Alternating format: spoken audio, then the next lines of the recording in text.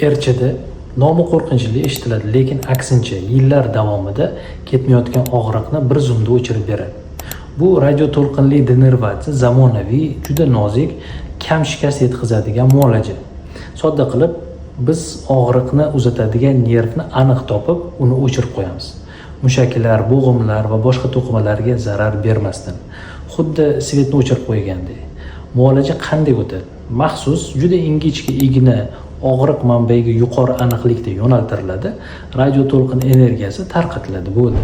Shunda nerv signal yuborishni to'xtatadi. Bemor esa og'riqdan qutulib, erkinroq harakat qiladi. Hech qanday narkoz yo'q, kesish yo'q. Ichida ayniqsa faset bo'g'imlari artrozi hamda grija va protruziyalardan keyingi surunkali og'riqlarda juda yaxshi yordam beradi. Lekin bitta muhim qadam bor. Avval aniq diagnostika kerak. Og'riq aynan shu nervdan kelayotgan bo'lsa, erchada sizni og'riqsiz hayotga qaytaradigan yagona yo'l bo'lishi mumkin.